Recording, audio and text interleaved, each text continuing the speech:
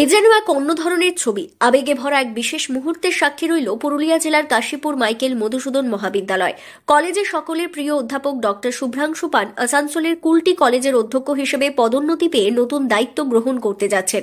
আর সেই উপলক্ষে তার কলেজের শেষ দিনে একের পর এক আবেগঘন দৃশ্যের ছবি ধরা পড়ল গোটা কলেজ চত্বরে।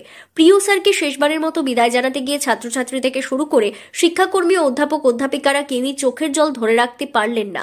কলেজের ছাত্রী প্রিয়াঙ্কা মিশ্র বলেন, শুভ্রাংশু স্যার আমাদের কাছে শুধু একজন শিক্ষক নন, তিনি ছিলেন আমাদের অভিভাবকের মতো।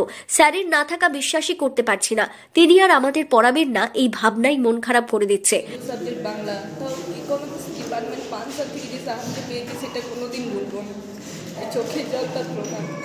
কি নাম?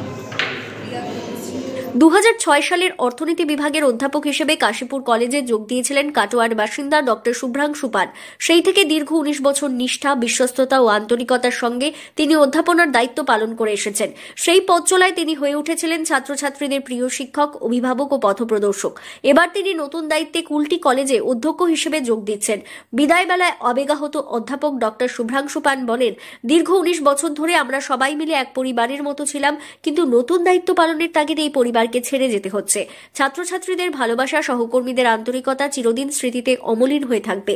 সবাই ভালো থাকবে, সবাই কাজ করবে, কলেজকে এগিয়ে নিয়ে যাবে।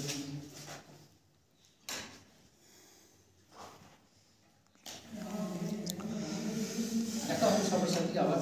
আমি হয়তো স্বামী এরকম একটা পরিস্থিতি হয়েছে যে আমাকে চলে যেতে হচ্ছে।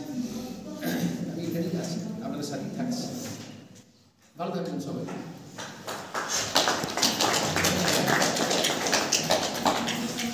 এ যেন শুধু একটি বিদায় নয়, বরং সেই দীর্ঘ পথ চলার স্মৃতির একটি অমর অধ্যায়, যা কলেজের প্রতিটি কোণে জীবন্ত থাকবে। পুরুলিয়া থেকে শান্তনু দাসের রিপোর্ট, লোকাল 18 বাংলা।